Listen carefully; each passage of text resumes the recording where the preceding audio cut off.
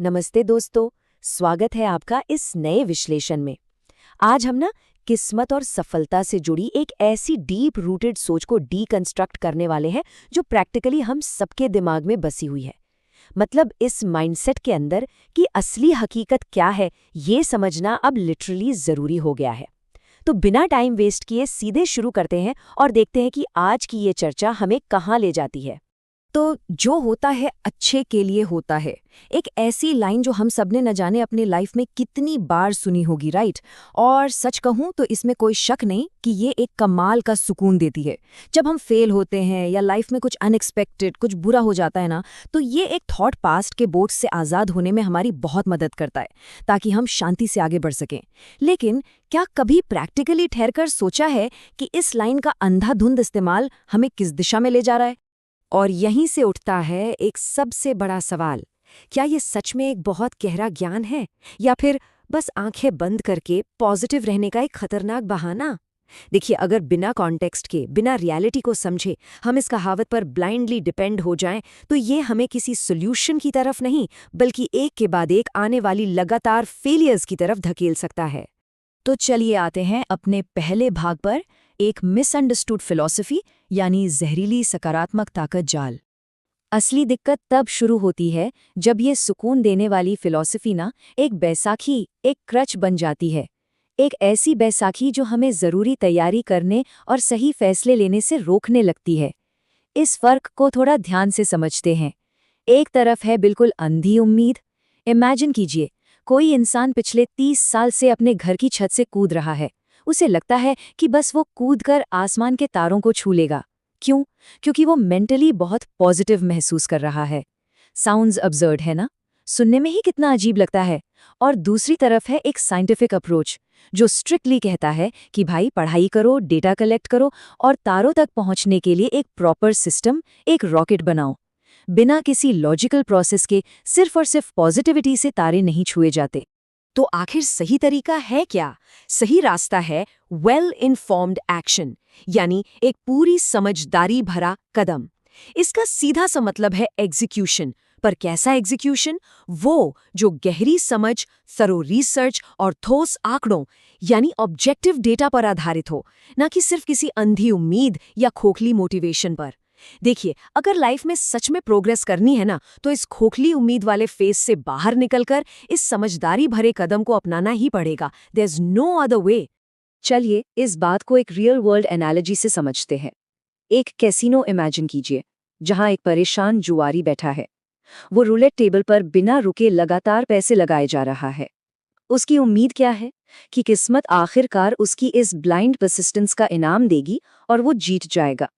अब सच्ची बताइए, जब हम बिजनेस या करियर में बिना सोचे समझे अंधी उम्मीद का इस्तेमाल करते हैं, तो क्या हम एब्सोल्यूटली उस जुआरी की तरह नहीं होते, जहां उस आखिरी एक्शन का नेचर ही वही है?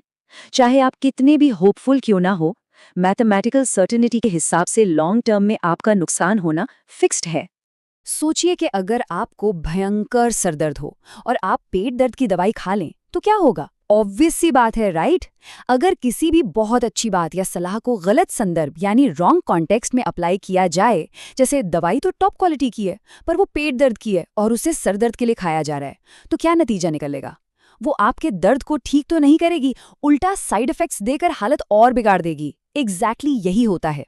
जो होता है अच्छे के लिए होता है, ये फिलॉसफी भी प्रैक्टिकली ऐसी ही एक दवाई है। सही संदर्भ यानी द राइट कॉन्टेक्स्ट समझना एक्चुअली एब्सोल्युटली क्रूशल है। अब आते हैं अपने दूसरे भाग की तरफ, समझ की ताकत यानी एक मजबूत नींव, एक फाउंडेशन बनाना। तो अब आप सोच रहे होंगे कि इस अंधी सकारात्मकता को, इस ब्लाइंड पॉजिटिविटी को एक ठोस समझ से कैसे रिप्लेस किया जाए। कोई भी बड़ा लीप लेने से पहले कुछ जरूरी मेट्रिक्स को एनालाइज करना मस्ट है।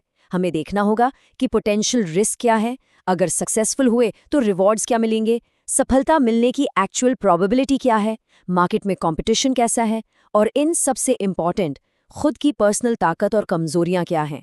लाइफ या करियर में कोई भी बड़ा फैसला लेने से पहले ये सेल्फ अवेयरनेस और इन सारे फैक्ट्स का इवैल्यूएशन ही आपकी सबसे मजबूत फाउंडेशन बनता है। एक थॉट एक्सपेरिमेंट ट्राई करते हैं।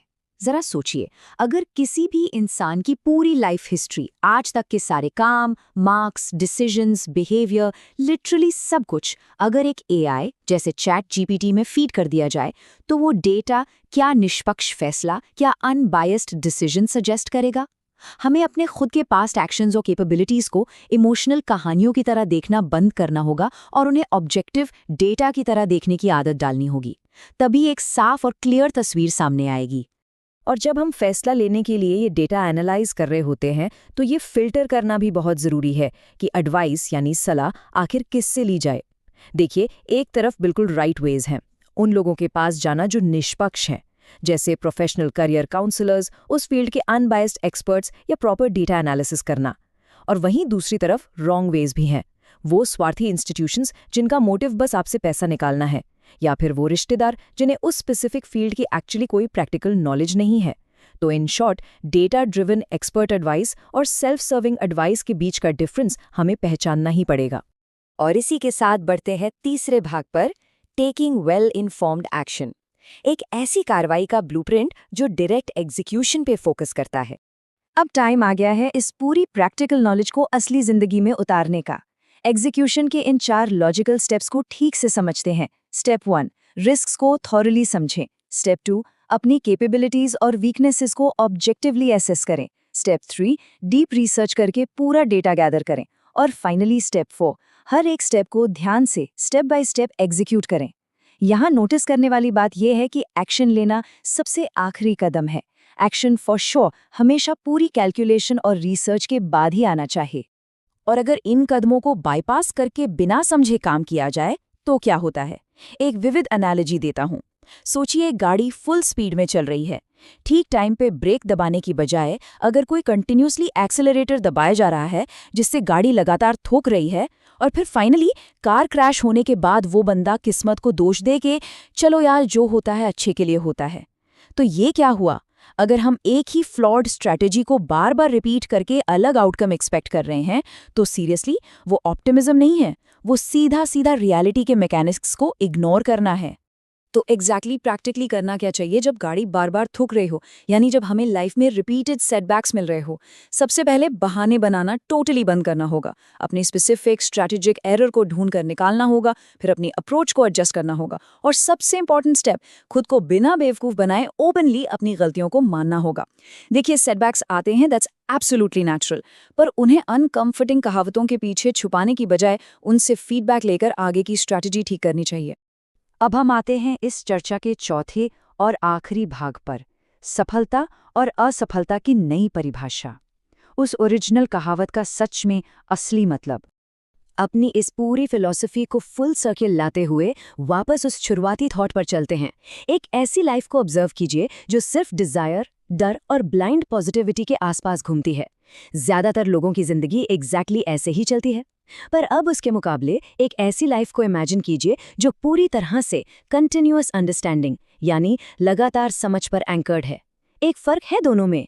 लाइफ का अल्टीमेट मकसद सिर्फ आर्बिट्ररी पॉजिटिविटी नहीं होना चाहिए कि बस सब अच्छा होगा, बल्कि सच में मकसद ये होना चाहिए कि हमारी दुनिया और रियलिटी आखिर काम कैसे करती है, इसकी समझ को कंटिन्यूअसली बढ़ाया जाए।